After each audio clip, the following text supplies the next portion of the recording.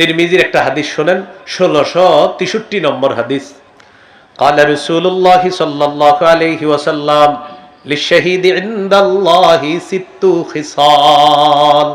আল্লাহর কাছে শহীদের স্পেশাল 6টা পুরস্কার আছে। 1 নাম্বার, ইউগফারু লাহু ফি আউয়ালি দাফাতিন ওয়া ইউরা মাকাদুহু মিনাল জান্নাহ। তাকান, শহীদের শরীর থেকে রক্তের প্রথম ফোঁটাটা পড়তেছে, একদিক দিয়ে ফোঁটা পড়ে, অপর দিক দিয়ে তার আগের সব গুনাহ মাফ, আর ওই মুহূর্তেই জান্নাতটা তাকে দেখানো হয়। প্রথম ফোঁটাটা পড়তেছে, ইউগফারু লাহু ফি আউয়ালি দাফাতিন ওয়া ইউরা মাকাদুহু মিনাল জান্নাহ। তার ফোঁটা পড়তেছে, গুনাহ মাফ হয়ে গেছে অলরেডি, আর জান্নাতের আসনটা তাকে দেখানো হচ্ছে। এই যে তুমি শহীদ হচ্ছ না, এখানে থাকবা, এখানে থাকবা। হ্যাঁ, 1 নাম্বার। 2 নাম্বার, ওয়ায়ুজারু মিন আযাবিল কবরি। তাকে আমরা যে কবরে দাফন করব, এই কবরের আযাব নিয়ে তার কোনো টেনশন নাই, অলরেডি তাকে সেখান থেকে আযাব থেকে নিরাপত্তা দেওয়া হয়ে গেছে। সুবহানাল্লাহ। 3 নাম্বার, ওয়ায়ামানু মিনাল ফাজাইল আকবার। কিয়ামতের ময়দানের বিভীষিকাময় মুহূর্ত আর জাহান্নামের আযাব থেকে সে নিরাপত্তা লাভ করবে। সুবহানাল্লাহ। 4 নাম্বার, ওয়ায়ুদাউ আলা রাসিহি তাজুল ওয়াকারিল ইয়াকুতাতু মিনহা খায়রুম মিনাদ দুনিয়া ওয়া মা ফিহা। জান্নাতের মরমর পাথর খচিত মুকুট তার মাথায় পরিয়ে দেওয়া হবে, যেই পাথর দুনিয়া আর দুনিয়াতে যা কিছু আছে এর চাইতে আরো দামি। সুবহানাল্লাহ। 5 নাম্বার। 5 নাম্বারটা কি বলবো? তাহলে সবাই মন দিয়ে শুনেন, বলবো? ওয়ায়ুজাওয়াজু সিনতাইনি ওয়া সাবঈনা যাওজাতাম মিনাল হুরিল ঈন। আলেমরা বুঝে ফেলছে তো, এই জন্য সুবহানাল্লাহ বলছে। আপনারা বুঝছেননি, আপনারা সুবহানাল্লাহ বলেন। ওয়ায়ুজাওয়াজু সিনতাইনি ওয়া সাবঈনা যাওজাতাম মিনাল হুরিল ঈন। শহীদের সাথে 72 জন হুরকে বিয়ে দেওয়া হবে। সুবহানাল্লাহ। কয়জন? 6 নাম্বার, ইউশাফাউ ফি 70 মিন আকারিবিহি। শহীদের নিকট আত্মীয়ের কমপক্ষে 70 জনের ব্যাপারে তার সুপারিশ কবুল করা হবে। সুবহানাল্লাহ। এবার আপনাদেরকে উহুদের যুদ্ধের শহীদদের একটা ঘটনা শোনাই। আবু দাউদের হাদিস 2520 নম্বর হাদিস, 2520।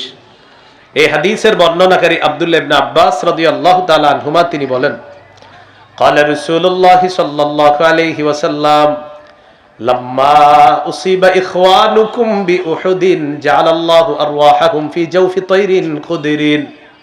নবীজি বলেন, তোমাদের ভাইদেরকে যখন উহুদ যুদ্ধে শহীদ করা হলো, তাদের আত্মাগুলা আল্লাহ সবুজ পাখির পেটে ঢুকায় দিয়েছে। সুবহানাল্লাহ।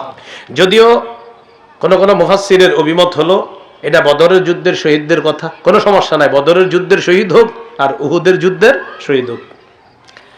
তো এই হাদিসে আসছে উহুদের যুদ্ধের কথা। তাদের আত্মাগুলা সবুজ পাখির পেটে ঢুকিয়ে দেওয়ার পর এখন পাখির কাজ কি করা বলেন? উড়ে বেড়ায়। তারিদু আনহারুল জান্নাহ ওয়া তাকুলু মিন সিমারিহা। ওই পাখিগুলা, শহীদের আত্মা বহনকারী পাখিগুলা জান্নাতের ঝর্ণার উপর উড়ে বেড়ায় আর জান্নাতের ফলমূল খেয়ে বেড়ায়। ফল খায়, ফলমূল খায়। ওয়াতাবি ইলা কানাদিলা মিন যাহাবিন মুআল্লাকাতিন ফি জিল্লিল আরশ। আরশের নিচে স্বর্ণ দ্বারা তৈরি করা ফানুস আছে, এই ফানুসের মধ্যে ওই পাখিগুলা বসবে। সুবহানাল্লাহ। বসার পর পাখিরা আপোষে কথা বলবে। পাখিরা মানে শহীদরা। কারা? শহীদরা আপোষে কথা বলবে। কি বলবে দেখেন, নবীজি বলেন, ফালাম্মা ওয়াজাদু তিবা মাকালিহিম ওয়া মাশরাবিহিম ওয়া মাকিলিহিম। শহীদরা যখন তাদের মনোভূত বাসস্থান পায়, মনোভূত পানীয় পায়, মনোভূত ঘর বাড়ি খাবার ইত্যাদি পায়, পাওয়ার পর শহীদরা বলতে থাকে, মাইয়ুবাল্লিগু আন্না ইখওয়ানানা আন্না নুরজাকু ওয়া ফি রিওয়ায়াতিন নাহনু নুরজাক।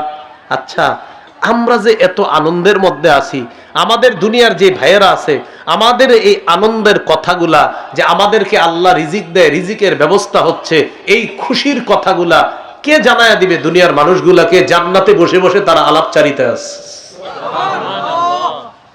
তো এই কথা শহীদরা বলার পর আল্লাহ তাআলা বলেন, উবাল্লিগুহুম আনকুম, আমি আল্লাহ তোমাদের ব্যাপারটা দুনিয়াবাসীকে জানায়া দিব।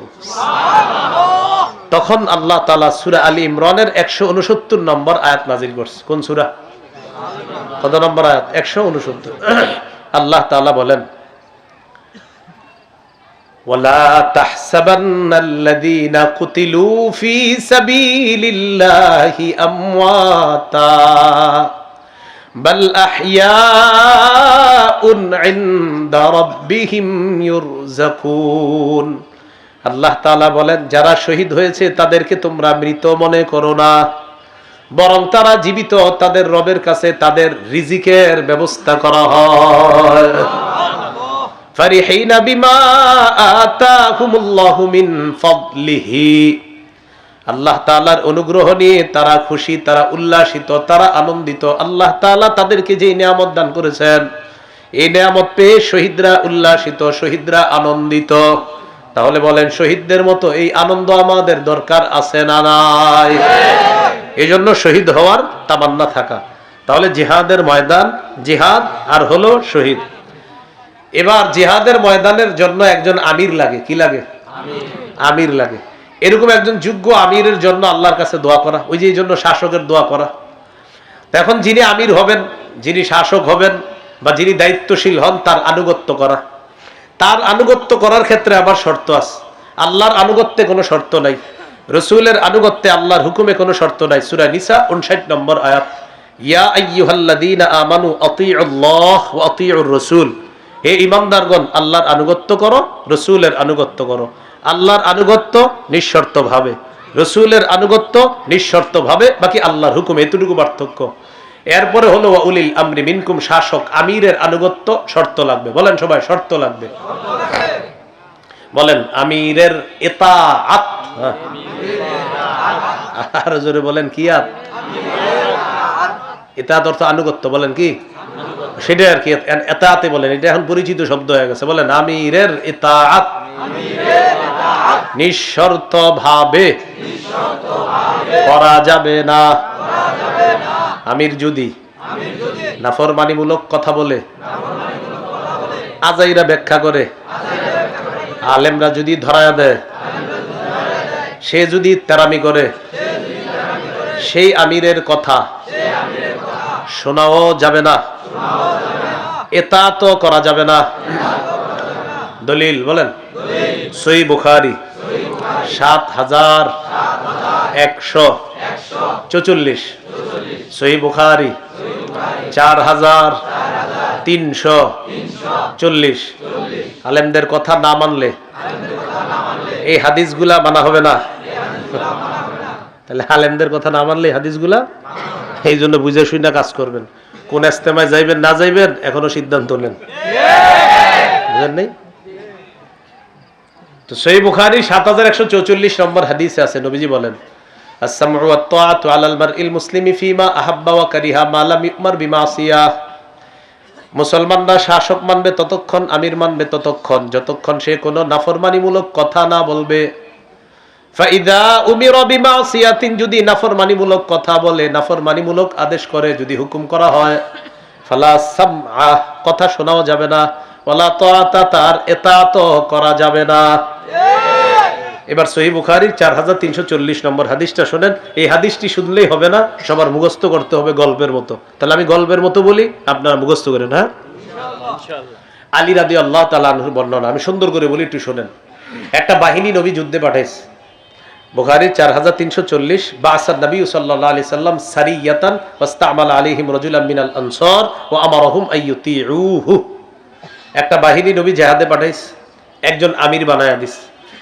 যারা সেনাবাহিনীতে আছে তাদেরকে বললেন, আমির সাহেব যা বলবে সব শুনবা। তো আমির সাহেব বাহিনী নিয়ে রওনা করছে। রওনা করার পর এবার আমির সাহেবের গদিবা, রাগ উঠছে, কোনো কারণে আমির সাহেবের রাগ উঠছে। রাগ ওঠার পর আমির সাহেব সবাইকে বলবেন, আলাইসা কদ আমারাকুম রাসূলুল্লাহ সাল্লাল্লাহু আলাইহি সাল্লাম আন তুতিউনি, আচ্ছা নবী কি তোমাদেরকে বলে নাই আমার আনুগত্য করতে? কে বলতেছে? আমির সাহেব। ভাই কেউ যেন আওয়াজ না করে, এটা পুরো মন দিয়ে শুনতে হবে। ভাইয়া আওয়াজ করো না তোমরা। হ্যাঁ, তো নবীজি কি তোমাদেরকে বলে নাই আমার আনুগত্য করতে? খুব মন দিয়ে শোনেন। তো সব সাহাবীরা বললেন, হ্যাঁ নবীজি বলছে, আপনি যা যা বলবেন আমরা যেন তা তা শুনি। তো আমির সাহেব রাগে বলতেছে, তাহলে আমার কথা শোনো, ইজমাউলি হাতবা, লাকড়ি সংগ্রহ করো। ফাজামাউ, সবাই লাকড়ি সংগ্রহ করে আনছে।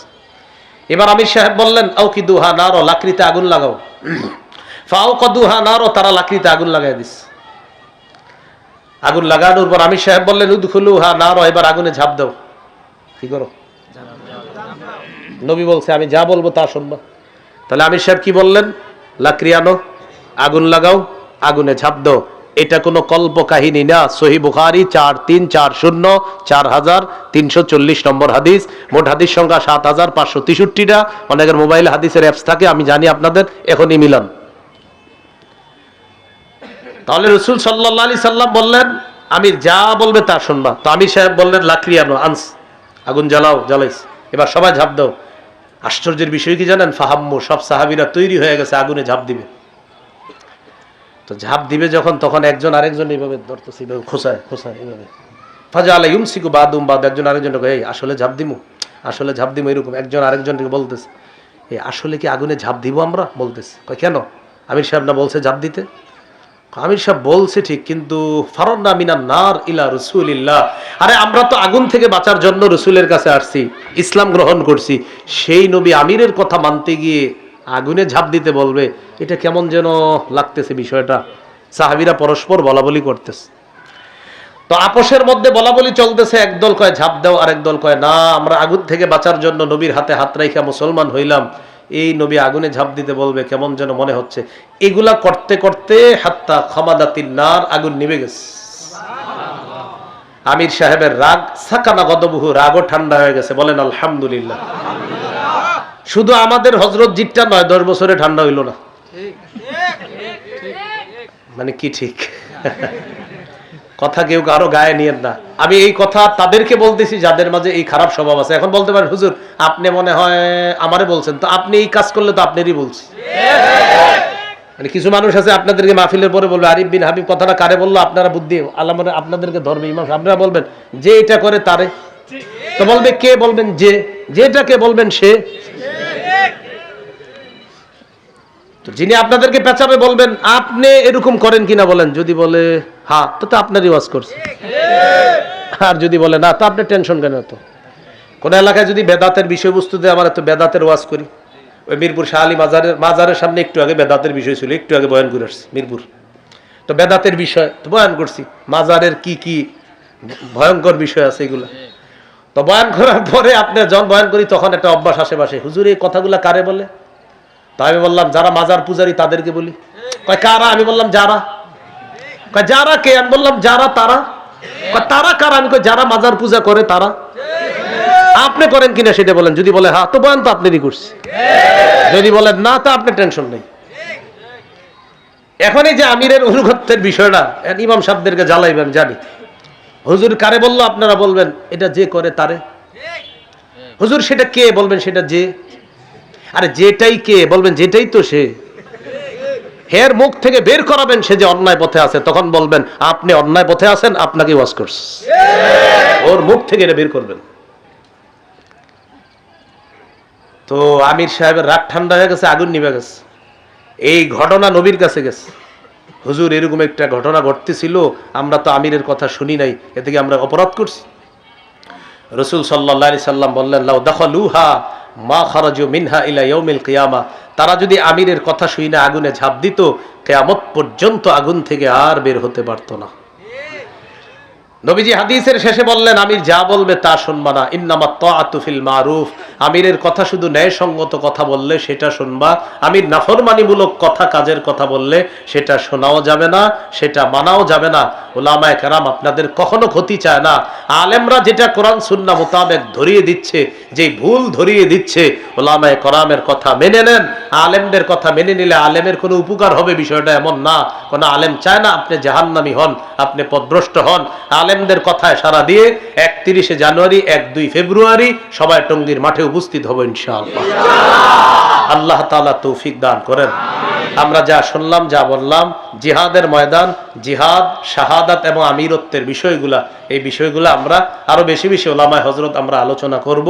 এই বিষয়গুলো আলোচনা খুব জরুরি হয়ে পড়ছে, কারণ আমাদের দেশের মুসলমানদের উপর অন্য কিছু মানুষ আধিপত্য বিস্তার করতে চায়। তাদের আধিপত্য আমরা আমাদের উপর করতে দিব না। এবার যারা ময়দানে আছেন তারা হাত তোলেন একটু, ময়দানে, শুধু ময়দানে। হ্যাঁ, সামনে যারা দাঁড়িয়ে আছেন আপনারাও ভাই একটু হাত তোলেন, মাশাআল্লাহ মাশাআল্লাহ, এইভাবে টান টান করে তোলেন, নামায়েন না হাত, আরো টান টান করেন। এতক্ষণ আমরা দুই দল মিলে কিছু শিখছি, আরে বলেন সবাই, বলেন আলহামদুলিল্লাহ।